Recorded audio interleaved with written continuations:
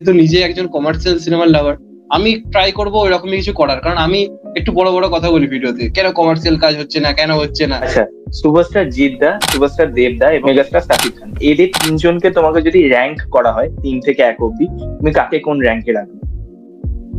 দেখো, র্যাঙ্কিং এর হিসেবে যদি বলতে বলা হয়, দেখো রিভিউ কমিউনিটিতে বেসিক্যালি কন্ট্রোভার্সিটা লেগেই থাকে, বিশেষ করে বাংলা রিভিউ কমিউনিটি।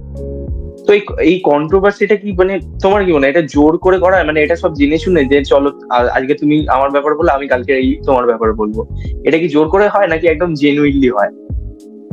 তো এবার তোমার ইন্টারন্যাশনাল কাজ নিয়ে তুমি যখন কথা বলছো, তখন তোমার কিন্তু যে ভিউজটা তুমি শাকিব খান বা দেবজিৎ বা প্রসেনজিৎকে নিয়ে বানিয়ে যতটা ভিউজ পেতে, সেই ভিউজটা কিন্তু হচ্ছে না। এবার মানে তুমি কি কোথাও কি দোটানায় পড়ে গেছো যে কোনটা মানে মানে কি করা যেতে পারে চ্যানেলটাকে গ্রো করতে গেলে? আমি একদম জেনুইনলি বলছি। তো hello friends, welcome to my new episode of my channel. আমি প্রীতিশ, আর আজকের আমি পডকাস্টে পেয়ে গেছি এন্টারটেনিং প্রিন্স দা। ইউটিউব রিভিউ কমিউনিটির একটা বড় নাম, আলাদা করে পরিচয় দেওয়ার বলছি সত্যি কোনো প্রয়োজন নেই। এবং আমি খুবই গ্রেটফুল যে সে আমার চ্যানেলে এসছে। শিল্পেন্দু দাকে অনেক অনেক থ্যাংক ইউ জানাই আমার চ্যানেলে আসার জন্য। হ্যাঁ, তোমাকেও অনেক ধন্যবাদ আমাকে ডাকার জন্য। এবং আমি মোটামুটি বলেছিলাম 5:30-6টার মধ্যেই জয়েন করব, কিন্তু মাঝখানে বেবি জনের ট্রেলার এসে গেছিল, যে কারণে একটু ব্যস্ত হুম হয়ে হুম গেছিলাম। হুম হুম। তো তারপরেই সঙ্গে সঙ্গে জয়েন করলাম। তো তোমাকেও অনেক ধন্যবাদ আমাকে ডাকার জন্য। এরকম একটা মানে আলোচনা আমিও বহুদিন ধরে করতে চাইছিলাম। Thank you. তোমাকে যে ফার্স্ট কোয়েশ্চেনটা আমার মানে অনেকদিন ধরে ইচ্ছা ছিল বলবো বলবো করে, যে তুমি প্রথমে সুশান্ত সিং রাজপুতকে নিয়ে একটা শর্ট ফিল্ম বানিয়েছিল অনেকদিন আগে, মানে যখন সুশান্ত সিং মারা গেছিল, তারপরে যে ইনসিডেন্টটা ঘটলো, যে কন্ট্রোভার্সিটা ক্রিয়েট হলো, যে সুশান্ত আজও বেঁচে আছে। তোমার পারফরমেন্স ওখানে আমার দারুণ লেগেছে। কনসেপ্টটাও খুব মানে বলবো রেলিভেন্ট টপিক ছিল সেই সময়। এবং তারপরে তুমি সত্য ঘটনাও কাজ করেছিলে, তুমি অ্যাক্ট করেছিলে, এবং সেই এপিসোডটা আমি দেখেছিলাম। আর তারপরে তো তুমি এখন মন মাঝি বলে যে একটা শর্ট ফিল্ম বার করলে, সেখানে তুমি কোন রকম অ্যাক্ট করোনি। তো তোমাকে অ্যাক্টর হিসেবে আবার কবে দেখতে পারবো?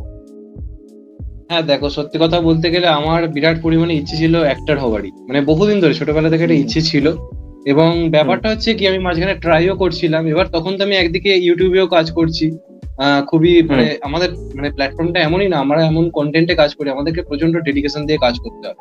মানে আমরা যদি হুম এই হুম লাইনটা হুম। বেছে নিই না, আমরা অন্য কিছু নিয়ে আর ভাবতে পারবো না। দু নৌকায় পা দিয়ে এক্স্যাক্টলি। মানে চলা খুব মানে খুবই ডিফিকাল্ট। এবার তুমি যখন হুম বললে পুলিশ ফাইলসে কাজ করেছি, তখন ওটা কিন্তু বেশ হুম জনপ্রিয়ই হয়েছিল, মানে টিভিতে বহু লোকে দেখেছিল, অনেকেই দেখেছিল, প্রোডাকশন হাউস থেকে বলেছিল যে ভালো রকম টিআরপি এসছে এটাতে। এবং পরেও আমার সঙ্গে অনেকবার হুম তারা যোগাযোগ করেছিল। এবার প্রবলেম হুম। হচ্ছে কি, আমায় গিয়ে যদি এটা করতে হয়, কলকাতায় গিয়ে থেকে পুরো করতে হবে।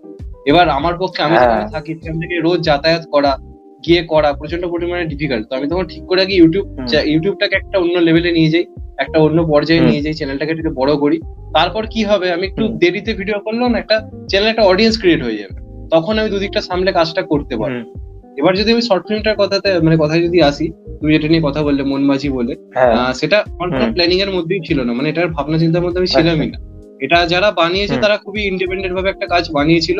এবার ওরা কোনো প্ল্যাটফর্ম মানে খুঁজে পাচ্ছিল না যেখানে ওটা পাঠাবে বা আচ্ছা। কোথাও কিছু করবে, মানে ওরা অতটা আর কি ওয়াকিবল নয় ব্যাপারটা সম্বন্ধে, কিভাবে কি করতে হুম হয় না করতে হয়। তো তখন তারা বললো, তোমার হুম চ্যানেলে একটা অ্যাক্টিভ অডিয়েন্স আছে, তুমি আগে আনতে, তুমি যদি একটু মানে জিনিসটার সাথে কোলাপ করো খুব ভালো হয়। তো সেই সময় আমি এই কাজটার সঙ্গে যুক্ত হই, এবং এটা আমার চ্যানেলে আছে, যে কারণে আমাকে পারফরমেন্স করতে দেখা যায়। তবে আমি একটা জিনিস থেকে অবাক হলাম, কমেন্ট বক্সে প্রত্যেকে রিকোয়েস্ট করছে আমাকে মানে অভিনেতা হিসেবে দেখার জন্য। এটা আমার কাছে একটা বিরাট বড় পাওনা। আমি দেখতে পাচ্ছি কমেন্টে সবাই করছে, দাদা তুমি নেই।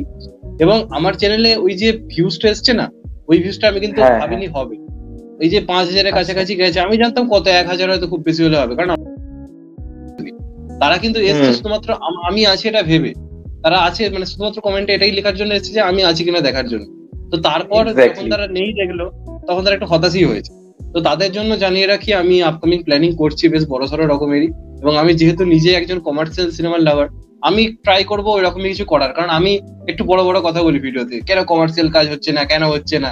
তাহলে আমি নিজে এক্স্যাক্টলি। কেন এইটুকু ভাবনার মধ্যে কাজ করবো, আমি যখন করবো একটু বড় একদম কিছুই করবো। একদম। আমার এটা ইচ্ছে আছে। হ্যাঁ। এবং সেটা আই বাহ। থিঙ্ক ধামাকা কিছু হবে, তবে টাইম লাগবে। আমাকে আগে ইউটিউব চ্যানেলটাকে একটা ওয়েট। জায়গায় নিয়ে যেতে হবে, আরো বেশি করে খাটতে হবে, তারপর অবশ্যই আসবে, এবং তখন আমি প্রায়ই আনবো। আমার এরকম প্ল্যানিং রয়েছে, দেখা যাক লাস্ট অব্দি কি হয়।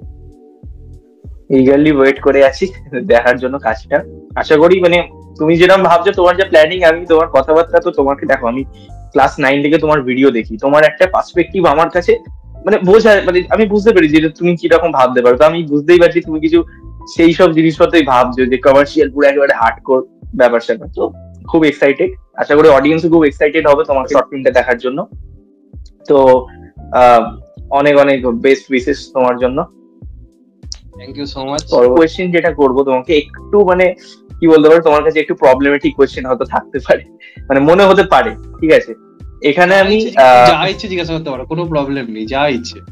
আচ্ছা, সুপারস্টার জিৎ দা, সুপারস্টার দেব দা এবং সুপারস্টার মেগাস্টার সাকিব খান, এদের তিনজনকে তোমাকে যদি র্যাঙ্ক করা হয় 3 থেকে 1 অব্দি, তুমি কাকে কোন র্যাঙ্কে রাখবে? দেখো, র্যাঙ্কিং এর হিসেবে যদি বলতে বলা হয়, দেখো প্রথম কথা আমি একজন ভারতীয় মানুষ, এটা তো সব থেকে বড় কথা, এর থেকে বড় কিছু হতে পারে না। কিন্তু যেহেতু বাঙালি আমি বাংলাদেশকে খুবই কিন্তু রেসপেক্ট করি, প্রচন্ড ভালোবাসার চোখেই দেখি তাদের কাজ, যতটা পারি আমরা সাপোর্ট করি, ফলো করার চেষ্টা করি। এবার সব থেকে বড় কথা কি, দেবজিৎ এমন একটা নাম না যাদেরকে আমরা ছোট থেকে থেকে বড় হয়েছি। সাকিব খানকে আমি ইউটিউব লাইনে আসার পর থেকে চিনেছি, সত্যি কথা অনেস্টলি বলতে গেলে। আগে আমি তার কাজ খুব একটা ফলো করতাম না, রিসেন্ট টাইমে মানে বলা যেতে পারে চেনা। যেমন আমাদের কাছে হচ্ছে হিসাব করে যদি বলি, তোমরা যদি বলিউডে যারা নতুন আসছে তাদেরকে তো আমরা নতুন দেখছি। এবার যেমন ধরো কার্তিক আরিয়ান বলি বা রণবীর কাপুর বলি, এদের প্রত্যেককেই কিন্তু আমার ভালো লাগে, কিন্তু এদের প্রতি যে ফিলিংসটা, সেটা তো আই থিঙ্ক শাহরুখ সালমান আকসারের মতো হবে না। শাহরুখ সালমান আকসারকে আমরা বাচ্চাবেলা থেকে দেখছি, সেটা দেখে বড় হয়ে ওঠা। এবার দেবজিৎ সাকিব খান তিনজনই আমার কাছে খুবই রেসপেক্টের জায়গা, সাকিব খানকে আমি রেসপেক্ট করি, কিন্তু দেবজিৎ একটা অন্যরকম ইমোশন আমার কাছে। তাই র্যাঙ্কিং হিসেবে কিন্তু সাকিব খান আমার কাছে 3 নম্বরই থাকবে। প্রবলেমটা হয়ে যাবে জিৎ দেবের মধ্যে আমি কাকে আগে রাখবো আর কাকে পরে রাখবো, এটা হচ্ছে সবচেয়ে প্রবলেমেটিক একটা জায়গা। তাই এইভাবে দেবজিতের মধ্যে র্যাঙ্ক করতে আমি চাই না, কারণ এই দুজনকে ছাড়া ইন্ডাস্ট্রি ভাবাই যায় না। যে কোনো একজনকে একটা আগে করে দেওয়া, পরে করে দেওয়া হওয়া খুব ডিফিকাল্ট। তাই আমি সাকিব খানকে নাম্বার 2 বলছি, আর নাম্বার 1 আমাকে জিৎ আর দেব। মানে এইভাবে আমার পক্ষে এই দুজনের পক্ষে র্যাঙ্কিং করা খুব টাফ, সত্যি কথা বলতে গেলে। প্রোডিউসার হিসেবে আর অ্যাক্টর হিসেবে যদি তোমাকে র্যাঙ্কিং করতে হয়, দেবজিতের মধ্যে বলছি। হ্যাঁ, প্রডিউসার হিসেবে যদি আমাকে বলো, তাহলে কিন্তু আমি দেবদাকে এগিয়ে রাখবো, এটা আমি ভিডিওতেও বিভিন্ন সময় বলেছি। প্রডিউসার হিসেবে জিদ্দার কিছু জিনিস ভুলভাল রয়েছে, যেমন প্রমোশন সেই মতো করে না, সেই মতো অডিয়েন্সের কাছে জিনিসটাকে নিয়ে পৌঁছতে পারে না। যেমন জিদ্দার যে ক্রেজ, সেটা কিন্তু ভয়ঙ্কর, সেটা আমি চেঙ্গিজের সময় দেখে নিয়েছি, রাবণের সময় যা দেখা দেখে নিয়েছি, কিন্তু সেটা ইম্প্যাক্ট জিদ্দাকে আরো অডিয়েন্সের মাঝে এসে করতে হবে, যেটা দেবদা করছে। আজকে দেবদা খাদানে যে না করলেও কিন্তু চলতো, না করলেও চলতো, খাদানের এমনি ট্রেলার টিজারে যা ভিউজ আসছে না করলেও চলতো, কিন্তু দেবদা জানে বহু অডিয়েন্স আছে যাদের কাছে আমাকে পৌঁছতে হবে, সেই কারণে কিন্তু আজকে এই ট্যুরটা করা হচ্ছে। কিন্তু চেঙ্গিসের মতো অত বড় একটা প্রজেক্টের সময় জিদ্দা কিন্তু অত বড় ইনিশিয়েটিভ নেয়নি, যেটা আই থিঙ্ক নেওয়া উচিত ছিল। তাই প্রডিউসার হিসেবে কিন্তু র্যাঙ্কিং করতে বলে আমাকে দেবদা নাম্বার 1 থাকবে, জিদ্দা কিন্তু নাম্বার 2 থাকবে, এটা একদম সত্যি কথা। এবং এটা আমি চাইবো পাল্টা, জিদ্দা নাম্বার 1 স্পটে পৌঁছো, তাহলে সেটা জিদ্দার কাছে আরো বড়, আরো জায়গাটা হবে। দেখা যাক কি হয়।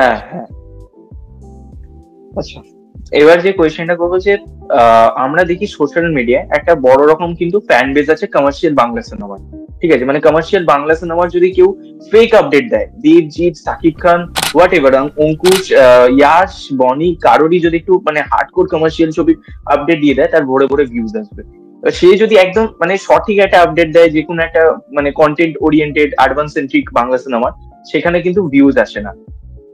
উল্টো দিকে বক্স অফিস কিন্তু জিনিসটা পুরো অন্যরকমই হয়। মানে কমার্শিয়াল বাংলা ছবির থেকে এখন যেটা হয়ে গেছে, যে একটু শহরে বাংলা ছবি যেগুলো হচ্ছে, মানে কন্টেন্ট ওরিয়েন্টেড যে বাংলা ছবি, সেখানে বেশি আমরা দেখতে পাচ্ছি যে ফুটফলস বেশি হচ্ছে। তো এটা কেন হচ্ছে? এটা সোশ্যাল মিডিয়া তাহলে সেই রকম আমরা দেখতে পাচ্ছি যে এত মাতামাতি হচ্ছে, বাট গ্রাউন্ড রিয়েলিটিতে কেন হচ্ছে না? দেখো, এটার ক্ষেত্রে এটা মেন আমার যেটা মনে হয় যে ফ্যান্সরা কিন্তু সিনেমা হিট করতে পারে না, এটা সব থেকে প্রথম কথা মানতে হবে। আজকে আমাদের চ্যানেলে যে রিচটা আসছে, বা যে কোনো চ্যানেলে দেবদা জিদ্দা সাকিব খানকে নিয়ে ভিডিও করলে হিউজ একটা ভিউজ আসছে, সেটা দেখছে কারা? ফ্যান্সরা দেখছে। এবার ধরো আমি কথার কথা বললাম, আমাদের একটা ভিডিওতে ধরো 15-16 হাজার ভিউজ হলো, এবার সেটার মধ্যে কিন্তু 11,000 কিন্তু অডিয়েন্স কিন্তু ফ্যান্স, বাকি 4,000 অডিয়েন্স কিন্তু নিউট্রাল অডিয়েন্স। এবার সেই নিউট্রাল অডিয়েন্স যখন এই 11,000 অডিয়েন্সের সঙ্গে হলে যাবে, তখন কিন্তু বক্স অফিসে ধামাকাটা দেখা যাবে। আজকে বহুরূপীর দেখো তুমি, ট্রেলারে বা টিজারে প্রথম দিকে কিন্তু ভিউজ ছিল না, বা ডাকাতিয়া বাঁশি গানটা প্রথমে কিন্তু দারুণ জায়গা পায়নি, কিন্তু হলে কারা গেছে? হলে গেছে নিউট্রাল অডিয়েন্স। আজকে শিবুদারকে একটা জিদ্দার মতো নেই, কিন্তু আবিরদারও কিন্তু হিউজ ফ্যান বেস কিন্তু নেই, যে আবিরদাকে নিয়ে ভিডিও করলে চ্যানেলে 4,000-5,000 পার ভিডিওতে ভিউজ আসবে, এই জিনিসটা হবে না। ওটা গেছে কারা? ওটা গেছে হচ্ছে নিউট্রাল অডিয়েন্স, যেটা দেবদার ক্ষেত্রে হয়েছে বহুদিন ধরে। সাঁঝবাতির ক্ষেত্রে বলি, টনিকের ক্ষেত্রে বলি, প্রজাপতির ক্ষেত্রে বলি, এটা কিন্তু দেবদার ফ্যান্সরা যতটা না ভিড় করেছে, সেই রেশিওতে দেখতে গেলে নিউট্রাল অডিয়েন্সের ভিড় কিন্তু অনেকটা বেশি। এবার খাদানের ক্ষেত্রে ফ্যান্সরা 100% যাবে, যে পরিমাণ ক্রেজ তৈরি হয়েছে সিনেমাটাকে নিয়ে, 100% ফ্যান্সে যাবে। কিন্তু 100%। বাকি যে নিউট্রাল অডিয়েন্স তারা যদি না হলে যায়, বহুরূপীর যে বিজনেসটা যে হয়েছে 18 কোটি বা 20 কোটি যেটা হয়েছে, সেটাকে কিন্তু ব্রেক করা যাবে না। আমি ধরে নিচ্ছি 100% ফ্যান্সরা গেল, সেটা জিদ্দার ফ্যান্সরা হয়তো গেল, দেবদার ফ্যান্সরা হয়তো গেল, তাতে কিন্তু কালেকশনটা যাবে সব মিলিয়ে ধরো ওই 9 কোটি 10 কোটির মানে কাছাকাছি জিনিসটা পৌঁছবে। সেটাকে আরো বাড়তি জায়গাতে নিয়ে যেতে হবে। তাই চ্যানেলে কত ভিউজ আসছে, বা অনেকে আমাকে এখন রিকোয়েস্ট করছে সারাদিন খাদান নিয়ে ভিডিও। আমি দেখতে পাচ্ছি একটা জিনিস, আমি অন্য কোনো টপিকে ভিডিও করলেই সবাই রিকোয়েস্ট করছে। এবার কথা হচ্ছে আমি এটা তো আমার লাভ হবে, আমার চ্যানেলে আমি ভিডিও করলাম একটা দেবতাকে নিয়ে, সেই অডিয়েন্স এলো, কিন্তু সেই অডিয়েন্সকে তো হলে যেতে হবে, তবেই কিন্তু জিনিসটার জায়গাটা গিয়ে পৌঁছবে। তো শুধুমাত্র ফ্যান্সটা কিন্তু হিট করতে পারবে না, তাহলে তো মহেশ বাবুর গুন্টুর কারাম আজকে 100 কোটি নয় 200 কোটি কামাত। সেটা কারা দেখেছে? শুধু ফ্যান্সরা দেখেছে। বা কিসি কি ভাই কিসি কি জান, সালমান খানের ফ্যান্সদের জন্য 100 কোটিতে পৌঁছেছে, কিন্তু হওয়ার কথা কত ছিল? 300 350 কোটি। আমি মানে সালমান খানের ক্রেজ অনুযায়ী বলছি, সিনেমা ওয়াইজ কিন্তু বলছি না। কিন্তু কেন সিনেমাটা খারাপ বলি তো অডিয়েন্স আর গেল না, যে কারণে বক্স অফিসে সেই জিনিসটা হলো।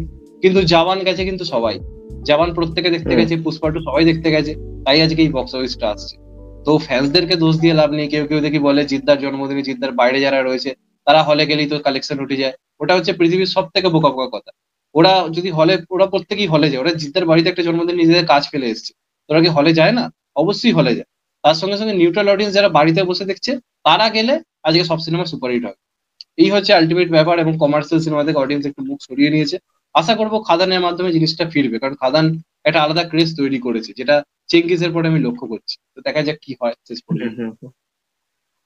এবার যেটা ব্যাপার ছিল যে বহুরূপীর ক্ষেত্রে আমরা যে একদম যেরকম আমরা সিঙ্গেল স্ক্রিন চিনি, মানে খুব যেরকম একদম টিপিক্যাল সিঙ্গেল স্ক্রিন যাকে বলি, সেই সিঙ্গেল স্ক্রিন গুলোতে কিন্তু বহুরূপী সেইভাবে ব্যবসা দিতে পারেনি। যেটা যদি আমি জওয়ান পাঠানের কথা বলি, সেই কম্পেয়ার করতে, মানে আমি কম্পেয়ারই করছি, হিন্দি ছবির সাথেই কম্পেয়ার করছি, সেটা যদি বলি সেটা বহুরূপী করতে পারেনি। বাট বহুরূপী যেটা করতে পেরেছে সেটা হচ্ছে মাল্টিপ্লেক্স ওরিয়েন্টেড অডিয়েন্সকে বেশি পরিমাণে টেনেছে। এসভিএফ এর মতন কিছু হল রয়েছে যেগুলো প্রিমিয়াম সিঙ্গেল স্ক্রিন, মানে আমরা যেগুলো বলি আমাদের কলকাতায় বলি বা বর্ধমান, শিলিগুড়ি, হাওড়া, এইসব সাইডে যেগুলো প্রিমিয়াম সিঙ্গেল স্ক্রিন রয়েছে সেখানে টেনেছে। এবার খাদানের ক্ষেত্রে যেটা সমস্যা, খাদান চাইছে যে টিপিক্যাল যে সিঙ্গেল স্ক্রিন ছিল, ঠিক আছে, যেখানে 50 লাখ টাকার সিনেমা এখনো দেখা যায়, সেসব সিঙ্গেল স্ক্রিনও কিন্তু দর্শক টানতে হবে, যেটা জওয়ান পাঠান করেছে। এবার সেটা খাদান কতটা করতে পারবে যদি তুমি বলো, মানে তোমার কি মনে হচ্ছে সেই অডিয়েন্সকে কতটা ফেরাতে পারবে একদম ইন্টিরিয়ার সাইডে? হ্যাঁ বলো। না, আমার মনে হয় বিরাট পরিমাণে করতে পারে। তার আগে আমি একটা কথা বলি বহুরূপীর ব্যাপারে, এটা বললে বহুরূপী কিন্তু আমাদের ওয়েলিংটনে, যেটা একটা পুরোপুরি ভাঙাচোরা একটা সিঙ্গেল স্ক্রিন, খুব একটা কিন্তু উন্নত মানের নয়, সেখানে কিন্তু দারুণ চলেছে। আমি এখনো হল মালিকের কাছে শুনতে পাই প্রত্যেকদিন রীতিমতো হাউসফুল গেছে, এরকমই রেসপন্স কিন্তু এসছে। এবার খাদানের ক্ষেত্রে ব্যাপারটা হচ্ছে কি, আমি এটা লক্ষ্য করলাম, আমি একটা ভিডিও করেছি চ্যানেলে। আমি পুষ্পা 2 সেকেন্ড বার দেখতে গেছিলাম ওয়েলিংটনে। এবার সেখানে যে হিউজ পরিমাণ বাঙালি অডিয়েন্স এসছে না, তারা খাদান সম্বন্ধে কিন্তু অতটা তারা জানতো না। তারা যখন পুষ্পা 2 এর সঙ্গে যখন ট্রেলারটা অ্যাটাচ করা হয়েছে, তারা জাস্ট অবাক হয়ে গেছে দেখে, যে ভাই এটা কি করেছে, এটা তো দারুণ কিছু একটা করেছে, এটা দেখতে হবে। তো এখন না অডিয়েন্সের কাছে কমার্শিয়াল সিনেমাটা আগের মতো পৌঁছচ্ছে না। প্রবলেমটা কি হয়ে গেছে কি, না। তখন যারা দেখতো সিনেমা টিনেমা গুলো, দেবদা হোক বা জিদ্দা, তারা প্রত্যেকে তো এখন ব্যস্ত, প্রত্যেকে এখন নিজেদের লাইফ নিয়ে ব্যস্ত রয়েছে। এসবের মাঝে না তাদের সিনেমা নিয়ে খোঁজ খবরটা করা হয় না। এবার যখন পুষ্পাটার মতো কোনো সিনেমা নিয়ে বিরাট হাইপ, হলে লোকে যাচ্ছে, জানতে পারছে, তখন সেটা নিয়ে একটা আলোচনা তৈরি হচ্ছে। তো খাদান কিন্তু বিরাট বড় বাজি মেরেছে এই পুষ্পা 2 এর সঙ্গে নিজের ট্রেলার অ্যাটাচ করে। বহু গ্রামের মফস্বল এরিয়াতে যারা এককালে পাগলু রংবাজ দেখতো, তারাই কিন্তু দেখতে গেছে পুষ্পা 2। তারা আজকে দেখতে গিয়ে খাদানের ট্রেলার যেই দেখতে পাচ্ছে, তারা কিন্তু ঠিক করছে এই সিনেমাটাও দেখতে আসবে। আর ক্রিসমাস এমন একটা মাস, মানুষ টাকা খরচ করতে ভালোবাসে। এই একমাত্র মাস যেখানে মানুষ ভরপুর টাকা খরচ করে, বিভিন্ন জায়গায় ঘুরতে যায়, এবং সেরকম একটা ওয়েদার আমরা চারপাশে দেখি ক্রিসমাসের টাইমটা। তো যে কারণে কিন্তু খাদান আমার মনে হয় দারুণ ভাবে করবে। এবং দেবদার এখনো পর্যন্ত ক্রিসমাসের রেকর্ড কিন্তু চরম লেভেলের ভালো। একমাত্র মানে আরসি নগরটা শুধুমাত্র চলেনি, বাদ বাকি সমস্ত সিনেমারই কিন্তু বক্স অফিস। তা আমার মনে হয় খাদান সেদিন দেখা শুরু থেকে শুরু। হ্যাঁ হ্যাঁ হ্যাঁ হ্যাঁ, সিঙ্গেল স্ক্রিন আমার মনে হয় দারুণ চলবে। সেদিন দেখা ছিল তো অবশ্যই, সেগুলো তো সেই সময় দাঁড়িয়ে বিরাট কালেকশন করেছে। আর এখনো আমার মনে হয় দেবদা আবার সেই মার্কেটটা ফিরিয়ে আনবে। তবে আমি আবার বলছি, সিঙ্গেল স্ক্রিনে রমরমিয়ে চললেও মাল্টিপ্লেক্সেও কিন্তু ভালো চলতে হবে, নাহলে কিন্তু আসবে। এবার দেখা যাক শেষ পর্যন্ত। যেটা প্রজাপতি টনিক ওখান দিয়ে বেশিরভাগ কালেকশনটা করেছে মাল্টিপ্লেক্স, সেটা করতে হবে। আচ্ছা, কোয়েশ্চেনটা তোমাকে করব, সেটা হচ্ছে যে এই যে আমরা দেখি ইউটিউবে রিভিউ কমিউনিটিতে বেসিক্যালি কন্ট্রোভার্সিটা লেগেই থাকে, যেটা কিন্তু আমরা অন্যান্য কমিউনিটিতে এতটা দেখি না, বিশেষ করে বাংলা রিভিউ কমিউনিটিতে। তো এই কন্ট্রোভার্সিটা কি, মানে তোমার কি মনে হয় এটা জোর করে করা হয়, মানে এটা সব জেনে শুনে যে চলো আজকে তুমি আমার ব্যাপারে বললে, আমি কালকে এই তোমার ব্যাপারে বলবো, এটা কি জোর করে হয় নাকি একদম জেনুইনলি হয়?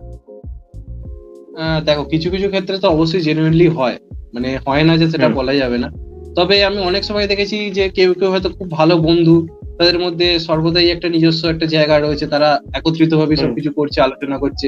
অবশ্য তাদের মধ্যেই মাঝে মাঝে দেখি কন্ট্রোভার্সি হচ্ছে, নানা রকম জিনিস হচ্ছে। ইভেন আমার সাথেও মাঝে মধ্যে যে বেশ কিছু চ্যানেল রয়েছে যার সঙ্গে আমার সম্পর্ক খুবই ভালো, কিছু কিছু টাইমে কি হয় মতের অমিল ঘটে যায় এবং সেটা নিয়ে আলোচনা হয়। এবার আমি রিসেন্ট টাইমে আমার দিক থেকে যদি বিচার করে বলি, আমি কোনোটাই জোর করে করি না যে একটা চলো কন্ট্রোভার্সি করতেই হবে, করে দিলাম। এটা আমি অনেক আগে করতাম, যখন আমি চ্যানেলে নতুন ছিলাম। তখন একটা জিনিস ওরকম আমি করছিলাম যে একটা কন্ট্রোভার্সি ক্রিয়েট করা, নানা রকম জিনিস করা, এটা করছিলাম, অস্বীকার মানে করবো না সেই সময় দাঁড়িয়ে। কিন্তু এখন আমার কোথাও গিয়ে মনে হয় যে ওইগুলো করে না আলটিমেটলি কোনো লাভ নেই। অডিয়েন্স সবসময় দেখতে চায় যে এদের মধ্যে বন্ডিং কতটা ভালো রয়েছে। আজকে যদি আমরা যদি দেখি বাংলা ইন্ডাস্ট্রির মধ্যেও বন্ডিং এর কিন্তু খুব অভাব, এবং সেটা নিয়ে দর্শক রীতিমতো হাসাহাসি করে, মজা করে, খিল্লি করে, যেটা নিজেদের মধ্যে বন্ডিং নেই, এরা আবার কি ইন্ডাস্ট্রি বড় করবে। তো সেক্ষেত্রে আমার মনে হয় যে কিছু কিছু ক্ষেত্রে তো জোর করে কন্ট্রোভার্সি ক্রিয়েট করা হয়, যে চলো ভাই এটা নিয়ে একটা বক্তব্য পেশ করে দিই, ওই মানুষটাকে খেপিয়ে দিই, সে আবার ওটা নিয়ে ভিডিও করুক। তো এইগুলো আই থিঙ্ক না হওয়াই আই থিঙ্ক ভালো। আমি এখন প্রায় তাই চেষ্টা করি, কারণ প্রত্যেকে কিন্তু দিনের শেষে দরকার। কালকে আমার যার সঙ্গে ঝগড়া হচ্ছে, পরশু সে আমাকে ফোন করবে, চলো এই ব্যাপারটা আমাকে একটু হেল্প করো। আমার হয়তো কালকে কাউকে দরকার হবে, তাকে হয়তো আমি আগের দিন কোনো ব্যাপারে ঠুকেছি, কাল হয়তো তাকে আমার দরকার, কোথাও একটা গেছি রাত্রিরে হয়তো আমাকে তার বাড়িতেই থাকতে হবে।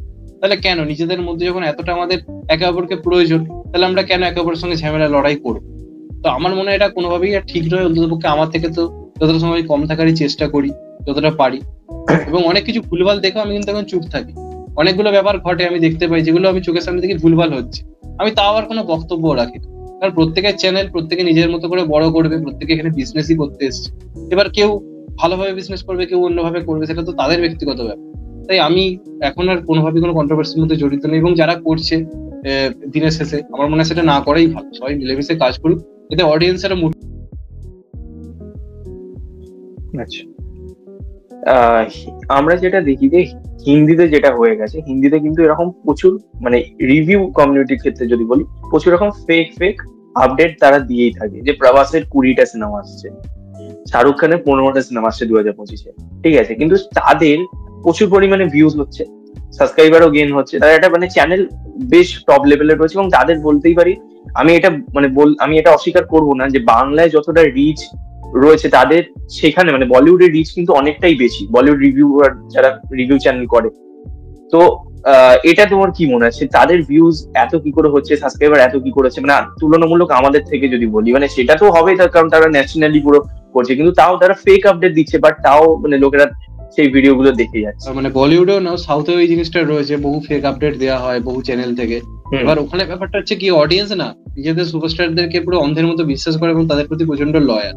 তারা সোশ্যাল মিডিয়াতে শুধু বড় বড় কথাই বলে না যে হলে যাবো, দিনে 5-6 বার করে দেখবো, এই কথাগুলো শুধু বলে না, তারা বাস্তবে সেই জিনিসগুলো করে দেখায়। এবার যে কারণে একটা আপডেট যখন ফেক আসছে না আসছে, আমি যদি আগের কথা বলি, আমি যখন দর্শক ছিলাম, যখন রিভিউয়ার ছিলাম না, বহু বলিউড, আমি নিজে অক্ষয় কুমারের ফ্যান, আমি জানি এই আপডেটটা ফেক, কিন্তু থাম্বনেল থেকে এত ভালো লাগছে, চলো ভাই খুলে দেখে নি। এবার সেই জিনিসগুলো বলিউডের ক্ষেত্রে দারুণ ভাবে যায়। এবার বাংলাতে প্রবলেম হয়ে গেছে কি, আমি তোমাদেরকে ছোট্ট একটু উদাহরণ বলি। এই যে বক্স অফিস ঘোটালা নিয়ে যে কথাবার্তাগুলো হয়, যে আজকে এই সিনেমাটা এত বক্স অফিস বলছে, এটা হতেই পারে না। তাহলে আজকে বলিউডে বা এই যে পুষ্পা টুর ক্ষেত্রে আমরা যদি দেখি, এই যে বক্স অফিস গুলো আসছে, মানুষ তো অন্ধের মতো বিশ্বাস করছে।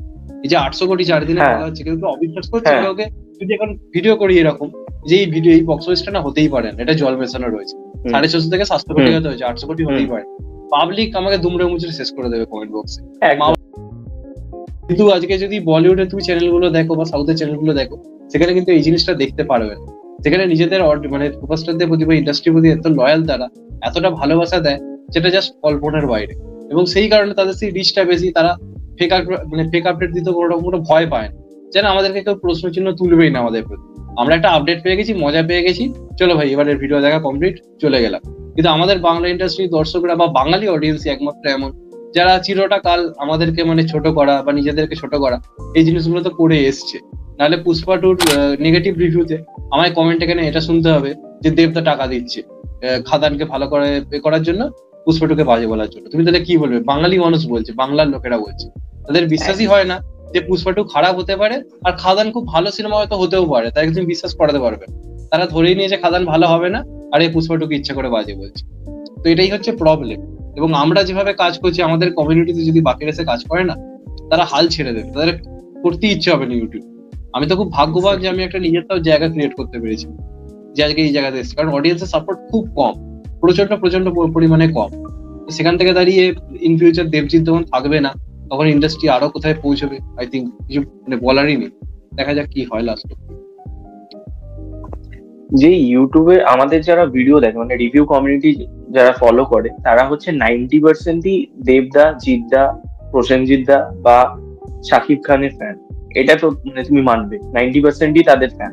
এবং বাকি 10% যারা দেখে সেটা হচ্ছে যারা একটু মুভি লাভার, মানে একদম ইন্টারন্যাশনাল সিনেমা ফলো করে, বা ধরো বলিউডের কোনো সুপারস্টারের ফ্যান হতেই পারে সে। এবার এটাও না যে সে তার ফ্যান বলে বাকি সিনেমা দেখে না, সে সব সিনেমাই দেখে, বাট পার্টিকুলার একজনের ফ্যান।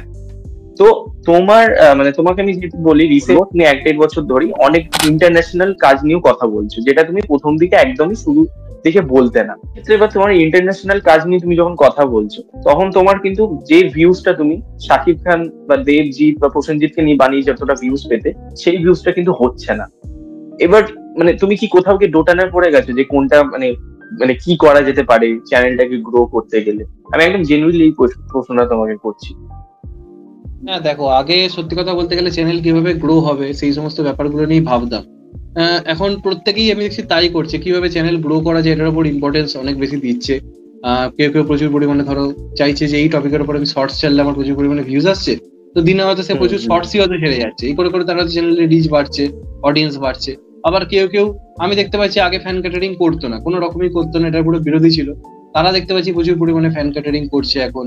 বা কেউ কেউ দেখতে পাচ্ছি পুষ্পা 2 টপিক চলছে বলে সেটা নিয়ে টানা 5-6টা ভিডিও পর পর আনছে।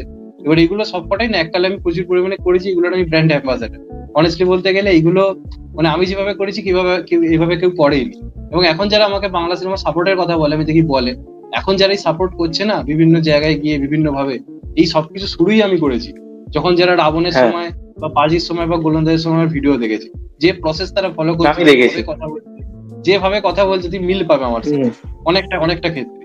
তো সেইগুলোকে এক সাইডে রেখে আমার কোথাও গিয়ে একদিন মনে হলো যে আমি নানা টপিক নিয়ে কথা বলি, কারণ একজন রিভিউয়ার হিসেবে আমাকে যদি টিকে থাকতে হয় না এই লড়াইয়ে, তাহলে আমাকে প্রচন্ড প্রচন্ড পরিমাণে খাটতে হবে, হিউজ ভাবে আমাকে সমস্ত রকম কাজ দেখতে হবে। কারণ আমার চ্যানেলের যে অডিয়েন্সও, আমি একটা কথা বলি, আমার চ্যানেলে কিন্তু নিউট্রাল অডিয়েন্সরা যে সবসময় আমার রিভিউ ফলো করে তা কিন্তু নয়। আমার চ্যানেলে বহু যে জিদ্দাদেবতার ফ্যান রয়েছে, যারা বলতো যে আগে তারা সব ধরনের সিনেমা ফলো করে না, তারা কিন্তু আমার রিভিউ দেখে এখন সব ধরনের সিনেমা দেখতে যায়। তারা আমাকে নিজেরা পার্সোনালি মেসেজ করে বলে যে তোমার রিভিউ এত ভালো লাগে, আমি সিনেমাটা দেখতে গেছি, আগে আমি যেতাম। তো আমি কিন্তু আমার অডিয়েন্সকেও আস্তে আস্তে ট্রাই করাচ্ছি যারা যারা সব ধরনের সিনেমা দেখে। হ্যাঁ। এবং সেটা করার সময় আমি বুঝতে পারলাম যে এটা আমার একটা দায়িত্বের মধ্যে পড়ে। আজকে আমি বাকিদেরকেও বলি যারা সারাদিন এখন দেবজিৎ করছে, আমি তো নিজে ভুক্তভোগী, সেই জন্য আমি তাদেরকে খুব ভালো করেই বলি যে এখন সারাদিন তুই যে এই টপিকে কথা বলছিস, এইভাবে কথা বলছিস, এগুলো কিন্তু একটা টাইমে তো চ্যানেলে এফেক্ট করবে। আজকে আমার চ্যানেলে আমি কিন্তু দেবদাজিতার বাদে আমি যখন একটা পুষ্পা 2 রিভিউ করছি বা অন্য কিছু রিভিউ করছি, অডিয়েন্স আমার চ্যানেলে আসছে, আগে আসতো না। আগে যদি একটা আমি পুষ্পা 1 এর কথা বলছি, আমি যখন আজ থেকে বহু বছর আগে পুষ্পা 1 এসেছিল, আমার 2000-3000 ভিউজ হয়েছিল। আজকে এত বছর পরে সেটা তো 10,000 হলো। তো সেটার জন্য কিন্তু প্রচন্ড পরিমাণে খাটুনি গেছে। বাড়ি থেকে দূরে গেছি সিনেমা হলে সিনেমা দেখতে, সেখানে গিয়ে দেখে এসেছি, আবার বাড়ি ফিরে অন্যান্য টপিকে কথা বলেছি। তো আমি এখন এটা এনজয় করি। এবং আমি না ইন্টারন্যাশনাল কাজ প্রচুর পরিমাণে দেখতাম না, আগের কথা যদি বলি। এখন রিভিউ করতে করতে এত হয়ে গেছি আমি রিভিউয়ার হয়ে আলটিমেটলি সিনেমা লাভার হয়েছি। আগে কিন্তু আমি এসেছিলামই দেবজিৎকে নিয়ে বিজনেস করবো বলে, অনেস্টলি বলছি, শুরুর দিকের কথা বলছি, আমার মেন্টালিটি এটাই ছিল যে দেবদাজিৎকে নিয়ে বিজনেস করতে হবে, ভালো ভিউজ আসছে। কিন্তু আমি সিনে লাভার হয়েছি আমি আস্তে আস্তে সিনেমা দেখতে দেখতে। এবং আমি প্রত্যেক সময় একটা কথা বলি যে আমি রোজ শিখছি নতুন করে বড় বড় ইউটিউবারদের দেখে। আজকে আমি এটা তো অস্বীকার করতে পারবো না, আমার থেকে প্রত্যেকেই অনেকেই রয়েছে যারা খুব ভালো রিভিউ করে, তাদের তো আমি ধারে কাছেও নই। কিন্তু আজকে আমারও কিন্তু একজন রিভিউয়ার হিসেবে অ্যাকসেপ্টেন্স তৈরি হয়েছে, লোকে বড় বড় ইউটিউবারদের সঙ্গে, যেটা মুভি রিভিউ তার সঙ্গে আমার নামটা এখন একটু হলেও যোগ করে। সে 4 নম্বরে হই বা 5 নম্বরে হই, তারা আমার নামটা নেয় যে হ্যাঁ এও রয়েছে, এও এক্সিস্ট করে। এই এক্সিস্টেন্সটা কিন্তু আগে আমার ছিল না, কেউ আমার নাম নিত না। তো সেটাই এখন আমার ভালো লাগে, যে কারণে সব ধরনের কন্টেন্ট নিয়ে কথা বলি। এই এখন একটু খাদান নিয়ে মেতে আছি বলে তুলনামূলক একটু কম করছি, কারণ খাদানকে সাপোর্ট করাটা আলটিমেটলি খুব দরকার, মানে এটা একদম যে একদম। ধরনের কাজ হয়। তাও আমি চেষ্টা করছি সব ধরনের কন্টেন্ট নিয়ে কথা বলার। দেখা যাক, এইভাবেই কিন্তু করে যাচ্ছি এবং আমি খুব এনজয় করছি। একটু ভিউজও কমেছে হ্যাঁ আগের দাদা, থেকে, একদম আগে অনেকটাই ভিউজ করেছে, যেমন আমার চ্যানেলের গ্রোয়িং আগের থেকে কমেছে। আগে একটা টাইম ছিল প্রত্যেকদিন একদম। আমার 150-200 করে সাবস্ক্রাইবার বাড়তো, এখন সেটা হয়তো এক মাসে হয়তো 300-400টা করে হয়তো সাবস্ক্রাইবার বাড়ছে। কিন্তু আমি নিজে দেখতে পাচ্ছি যে আমার একটা সম্মান তৈরি হচ্ছে, আমার একটা জায়গা তৈরি হচ্ছে, যে কারণে আমি কচ্ছপের মতো যদি এগোই এগোই একটা দিন আমি জানি আমি আমার জার্নি পূরণ করতে পারবো। তো সেই হিসেবে এখন আমি একদম। ওইরকম mentality নিয়ে চলছি, দেখা যাক। আচ্ছা দাদা, এবার যদি তোমাকে আমি একটা কোয়েশ্চেন জিজ্ঞেস করছি, মানে একটা কেন তিনটে কোয়েশ্চেন জিজ্ঞেস করবো অ্যাকচুয়ালি, পরপরই করছি। তুমি ফার্স্ট দেবদার কোন সিনেমাটা হলে দেখেছো, ফার্স্ট কোন সিনেমা জিদ্দার হলে দেখেছো, এবং ফার্স্ট কোন সিনেমাটা শাকিব খানের হলে দেখেছো? আচ্ছা দেখো, এবং প্রসেনজিৎ দার, জিদ্দার, মানে তোমাদেরও কথা বলে দিচ্ছি। হুম। হ্যাঁ প্রথমে আমি জিদ্দারটা বলি। জিদ্দারটা আমি যখন একদম হ্যাঁ। ছোট, মানে কিছু বুঝি না, বাড়িতে বড় কারোর সঙ্গে আমি দেখতে গেছিলাম, তখন আমার কিছুই মনে নেই। মানে ওটাকে আমি আলটিমেটলি ফার্স্ট সিনেমা দেখা আমি বলবো না, কারণ ওটা জাস্ট আমি সেই ফিলিংসটা সেভাবে নিতে পারিনি। জাস্ট একটা জিনিস আমার মনে আছে, ওই লাস্টে যখন জিদ্দার এন্ট্রি হচ্ছে, যখন এই গানের মধ্যে লোকে পাগলের মতো চেঁচাচ্ছে, আমি সেই জিনিসটা feel করি, কারণ আমি তখন ওই জিনিসটা বুঝতে সাথী সিনেমা। হ্যাঁ সাথী সিনেমার সময়, মানে তখন আমি গেছিলাম। এবার আমার আলটিমেটলি না কিছু মনে নেই, আমার শুধু মোমেন্টটা মনে আছে যে মানুষ কিভাবে চেঁচাচ্ছিল যখন লাস্টে জিদ্দার ওই গানটা গাইতে গাইতে ঢুকছে। এবার আমি তো সেটা ফিল করতে পারি না, আমি বুঝিনি এটা কি হচ্ছে, কেন এত লোক চেঁচাচ্ছে। সেটা আমার কাছে একটা আমার কাছে একটা ঝামেলা মনে হতে পারে, আবার অপরদিকে মনে হচ্ছে এত লোক আনন্দই বা কেন করছে। এবার প্রপারলি যদি জিদ্দার সিনেমা প্রথম কোনটা গিয়ে দেখি যদি আমাকে বলতে বলা হয়, তাহলে সেটা ছিল ক্রান্তি। ক্রান্তি যখন আমি দেখি আমি সিনেমা বুঝতে শুরু করেছি। ক্রান্তি আমি দারুণভাবে এনজয় করেছিলাম। আর দেবদার প্রথম দিকে সিনেমা বলতে যেগুলো এসেছিল, বেশিরভাগ গুলো আমার না বাড়িতে দেখা, প্রচন্ড পরিমাণে হলে যে তখন যেতাম তা না, মাঝে মাঝে মধ্যে যেতাম। তবে আমার যতদূর মনে পড়ছে আমি চ্যালেঞ্জ দেখতে গেছিলাম, চ্যালেঞ্জটা দেখতে আমি যাবোই তখন জেদ ধরেছিলাম।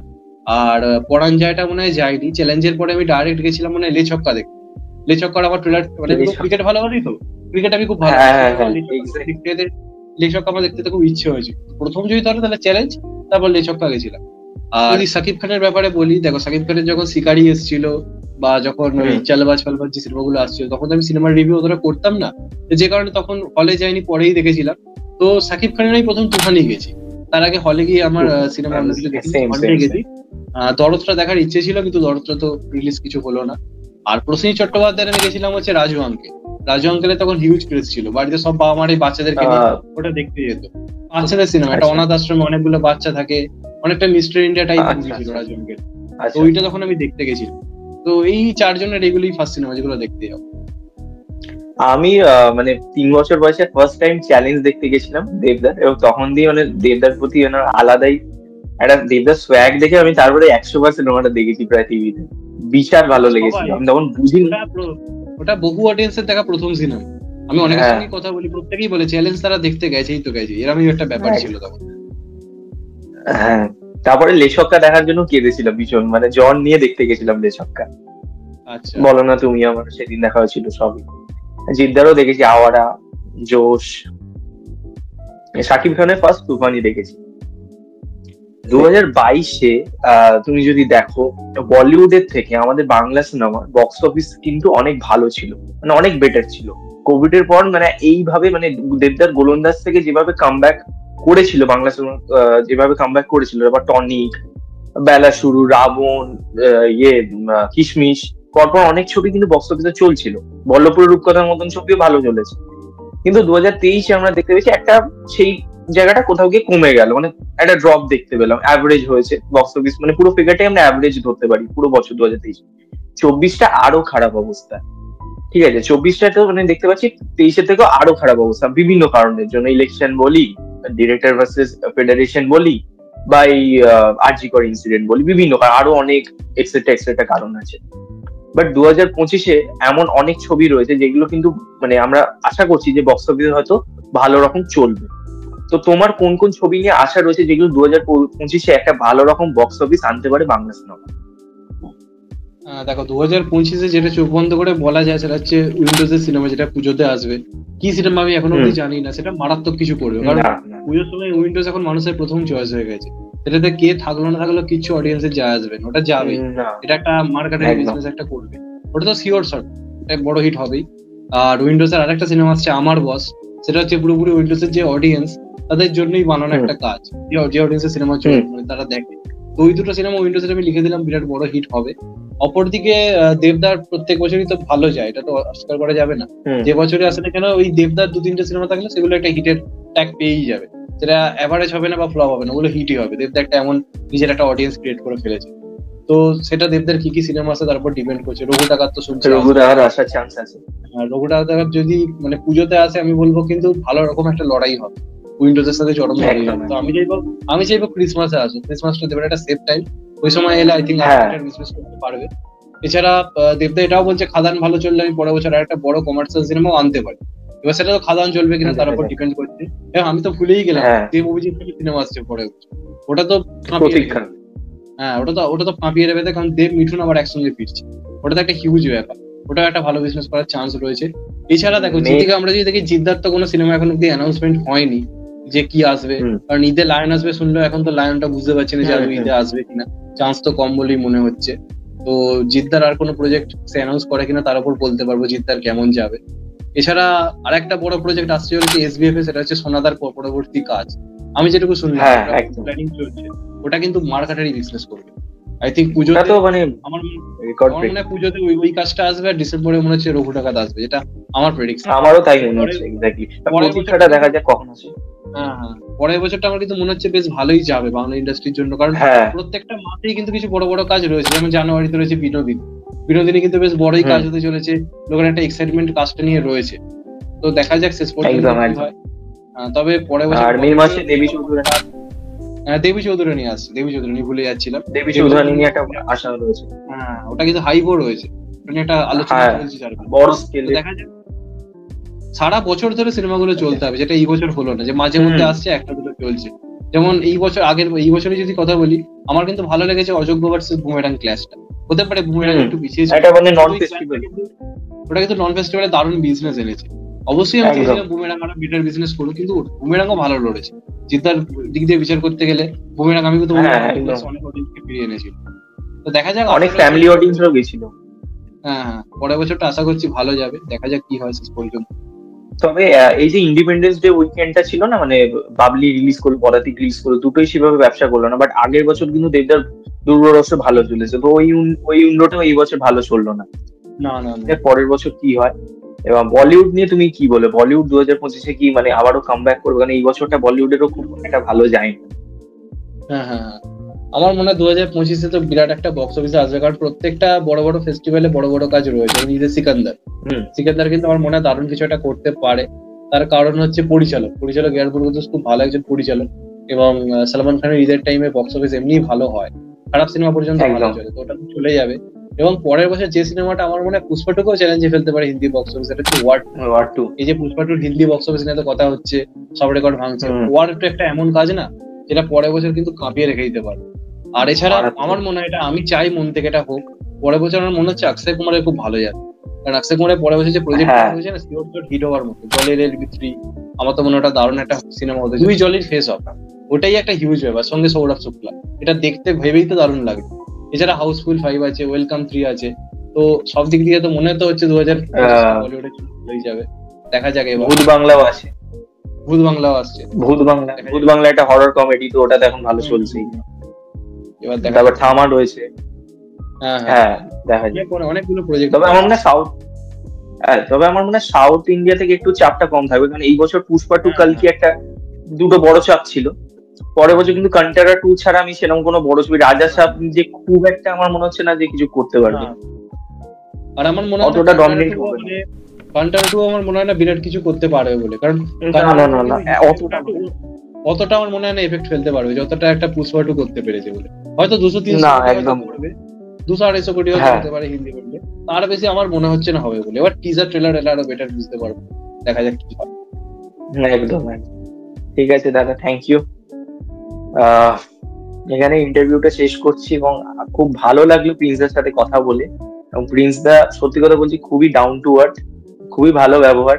মানে এতটা, মানে আমি ক্লাস 9 থেকে যার ভিডিও দেখছি তারা কি এতটা সামনাসামনি যে আমি কথা বলতে পারবো আমি ভাবিনি। ভীষণ ভালো মানুষ উনি। তো ওনার চ্যানেল আরো গ্রো হোক, এবং মানে প্রিন্সদা একদম যেরকম আছে সেরকমই থাকুক আমি চাইবো। যে মানে অনেস্টলি দিয়ে কাজ করুক, আরো এগোক তার চ্যানেল, এবং আরো সামনের দিনে তার বড় একটা মাসিয়া ছবি আমরা যাতে দেখতে পাই, বড় হার্ডকোর ছবি।